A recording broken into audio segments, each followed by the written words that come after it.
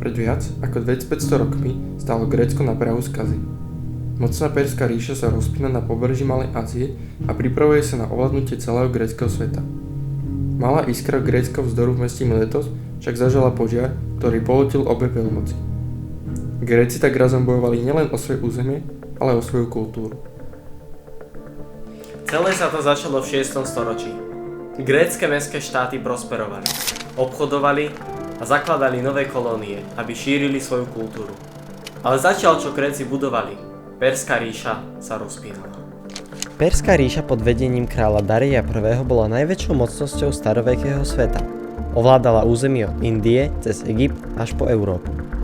Keď Peržania rozširovali svoju ríšu, podmanili si grécke mestá v Malej Ázii, inak známe ako Jónske mestá. Dareios I zaviedol systém satrapií, provincií, riadených guvernérmi. Najväčšie satrapie zahŕňali Lídiu, Káriu a Frígiu. Podmanené grécke mestá, hrdé na svoju slobodu, sa nemohli zmieriť s nadvládou Peržanov. Nespokojnosť rástla a pôda sa pripravovala na prvé povstanie.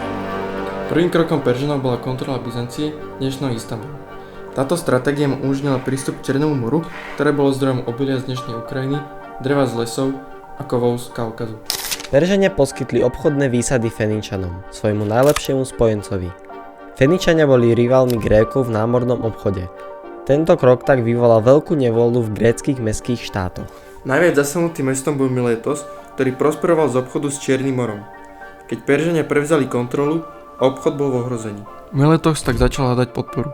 Väčšina gréckych štátov sa ale Peržanov bála. Ateny a Eritrea ako výnimky poslali polovicu svojej flotily, čo spolu činilo 20 lodí. Tento krok urazil Peržanov a zapálil iskru prvej fázy grécko-perských vojen.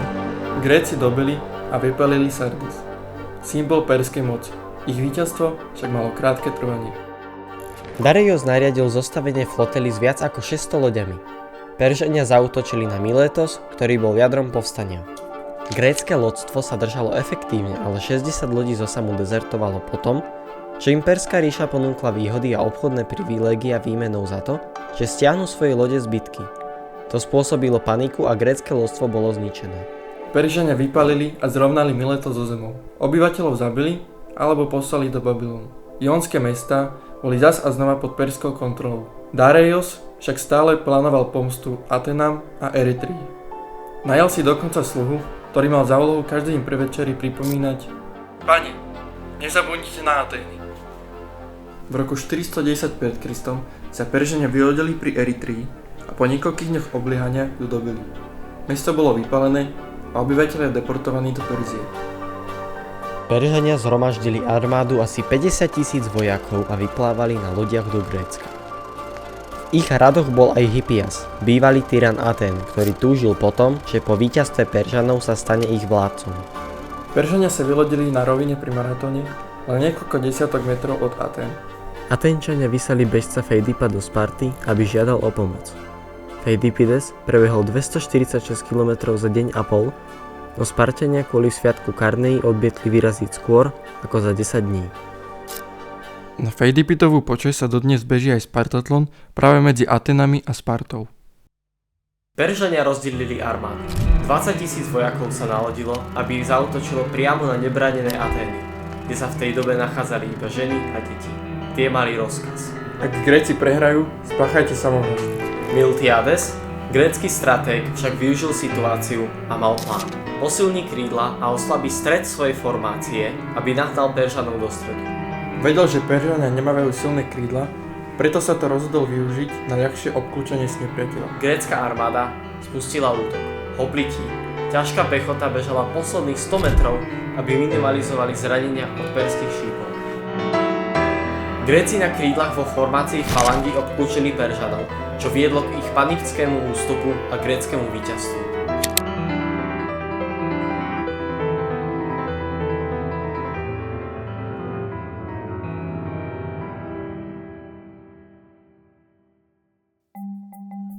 Čo bola vlastne falanga a prečo zohrávala takú dôležitú úlohu pri gréckych víťazstvách? Išlo o hustú líniu vojakov stojacich tesne vedľa seba.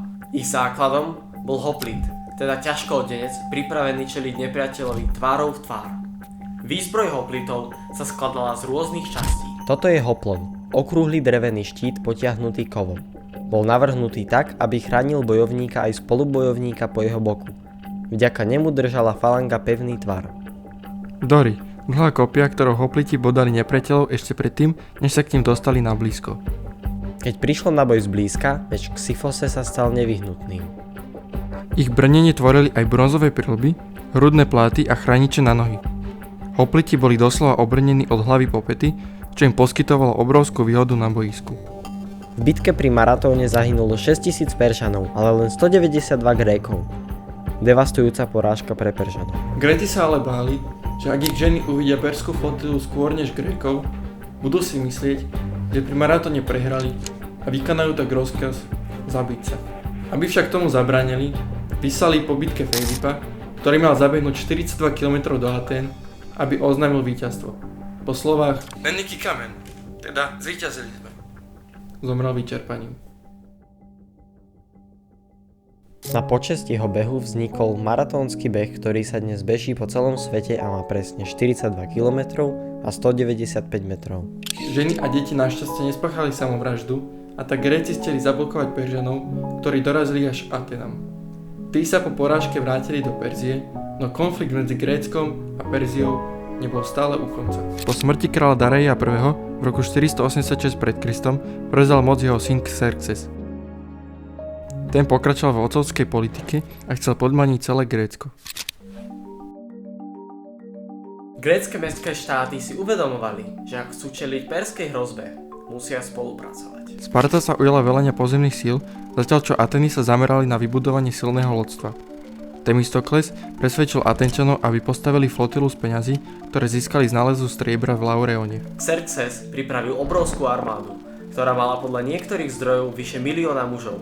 Skutočné čísla boli ale výrazne nižšie. Na Xerxesov príkaz bol cez Hellespont postavený most z lodi, aby jeho obrovské vojsko mohlo vojsť do Európy. Keď búrka však moc zničila, Xerxes nariadil, aby more obrazne zbičoval. Xerxes vyslal posol do gréckych miest požiadavkou, aby sa podrobili perskej nadvlade a poskytli zem a vodu ako znak poddanstva. Väčšina gréckych miest tieto požiadavky odmietla, pričom spartskí vládci zhodili poslov do jamy a odkázali: "Tam dole môžete mať toľko vody, koľko chcete." Grécke mesta sa spájali, aby vzdorovali hrozbe jednotne. Ale Sparta čelila výzve. Náboženský festival Karnea, ktorý zakazoval vojenské aktivity počas jeho trvania. Spartskí vodcovia preto hľadali odpovede u vešca Orakula v Delfách. Kňazka Pythia predpovedala, že jediný spôsob, ako zastaviť syna Perzeusa Xerxa, je obetovať pravého dediča trónu Herakla. Leonidas si uvedomil, že boj je nevyhnutný. Sám si vybral 300 elitných bojovníkov, svoju osobnú gardu a rozhodol sa postaviť Peržanom v úzkom priesmyku pri Termopilách. K Leonidasovi sa pridali aj vojaci z ďalších gréckych miest, čím vzniklo vojsko o sile 7000 mužov. Na úzkej rovine Termopil sa grécka falanga ukázala ako rozhodujúca. Husto postavené šíky hoplitov s dlhými kopiami dokázali udržovať pozíciu. Gréci dokázali odrážať perské útoky 3 dni, ale boli zradení Grékom Efialtom, ktorý k Xerxovi ukázal tajnú cestu cez hory. Peržania tak obklúčili grécke pozície. Keď Leonidas zistil, že sú obklúčení, poslal väčšinu gréckej armády preč. On s jeho Spartanmi a tisíckou ďalších gréckych bojovníkov ostali bojovať do posledného muža. Kým Leonidas čelil Peržanom na súši, grécka flotila bojovala na mori pri Artemísiu. Perské lodia čelili nielen gréckym lodiam, ale aj búrke, ktorá zničila časť ich flotily ešte pred bitkou. Gréci zvolili taktiku menších stretov, čím narušovali zásobovanie Peržanov. Vojaci pri Termopilách bojovali až do úplného konca, ale čelili obrovskej presile.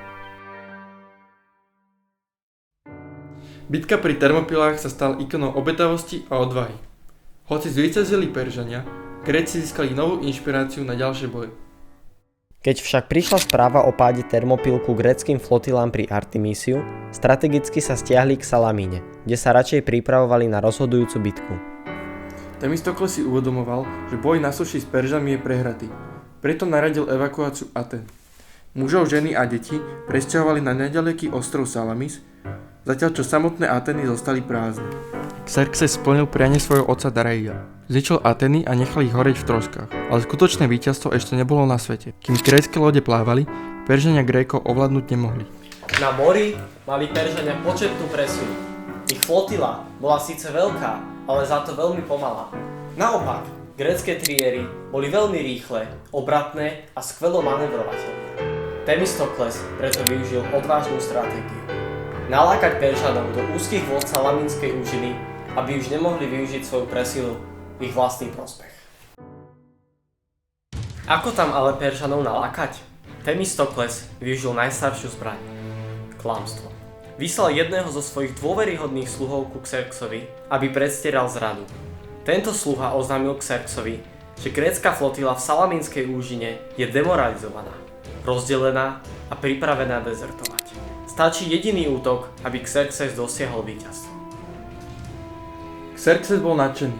Informácie o nezhodách medzi gréckymi veliteľmi mu potvrdili aj jeho špehovia. Xerxes preto naradil okamžitý útok.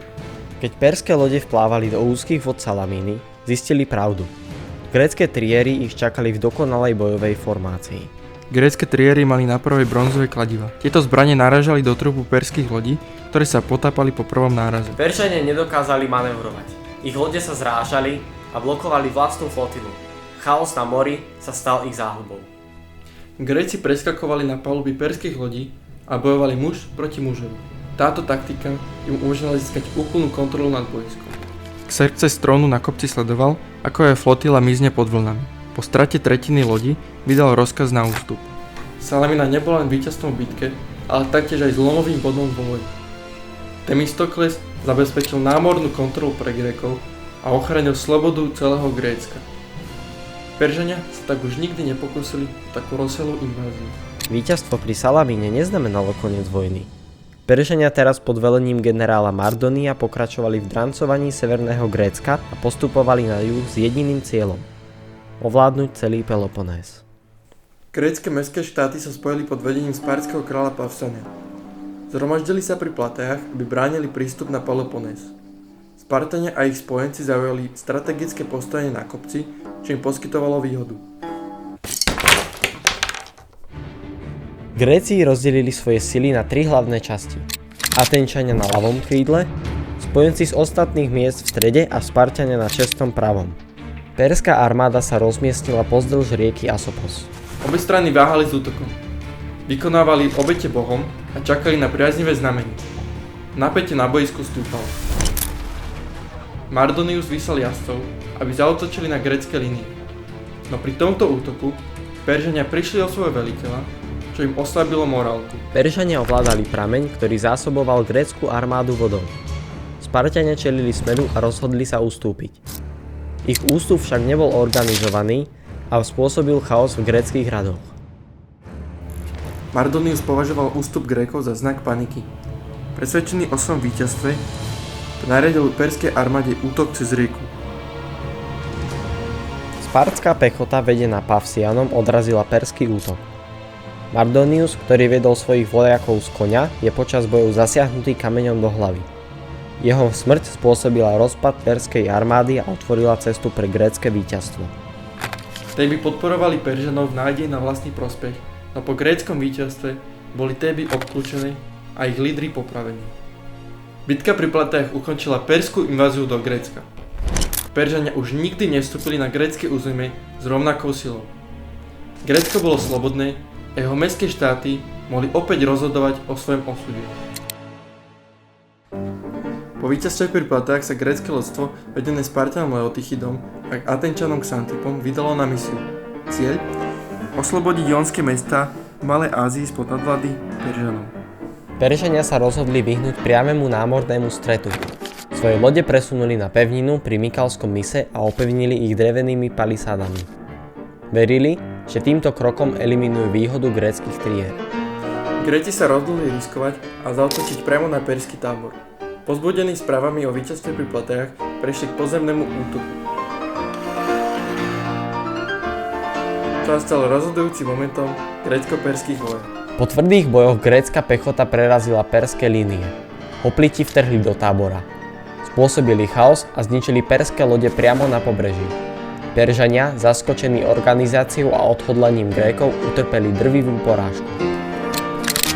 Bitka pri Mykale ukázala, že Gréci dokážu viesť nielen obranné, ale aj ofenzívne vojny.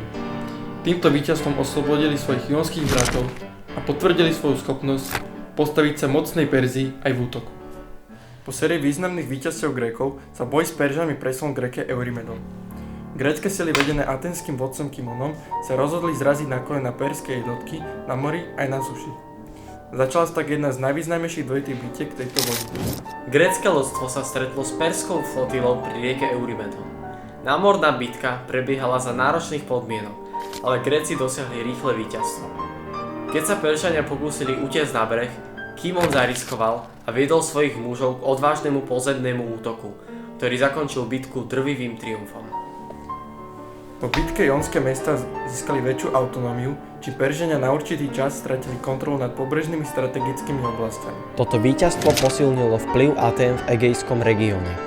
Deltský námorný spolok, pôvodne vytvorený ako obranná aliancia, sa čoraz viac zmenil na nástroj aténskej dominancie. Gréci si uvedomovali, že Perzia už nie je neohroziteľnou mocnosťou. Na čele tejto výpravy stal Kimon, syn Miltiada, víťaza z Maratonu. Po tejto bitke sa stal jedným z najvýznamnejších vodcov v Atenách. Po jeho úspechoch zabezpečil oslobodenie gréckych miest a upevnil pozíciu Atén ako dominantnej moci v Egejskom mori. Atény prezentovali toto víťazstvo ako dôkaz svojej nadradenosti nad Peržanmi. Tento úspech posilnil propagandu o vedúcej úlohe Atén medzi gréckymi mestami. Na druhej strane Peržania pochopili, že práve strety s Grékmi na mori a pobreží vedú k stratám. Po tejto bitke presunuli svoju pozornosť na obranu vnútrozemia Malej Ázie a upevňovanie svojich pozícií v hlbokom vnútrozemí. Po sérii veľkých víťazstiev, ktoré posilnili aténsku moc, sa začala objavovať opozícia voči Kimonovi. Jeho snaha o spoluprácu so Spartou narazila na odpor, najmä po neúspešnej výprave do Ithómy, kde Spartania odmietli aténsku pomoc. Tento incident vyvolal v Atenách pohoršenie a spôsobil politické napätie. Rozhnevaní Aténčania sa odvrátili od Kimona. V roku 461 pred Kristom bol ostrakizovaný, teda vyhnaný z Atén na 10 rokov. Napriek tomu jeho zásluhy na bojisku zostali nezabudnutelné a mnohí ho naďalej uznávali. Keď sa Atény ocitli v konflikte so Spartou a Perziou, Kimon bol povolaný späť.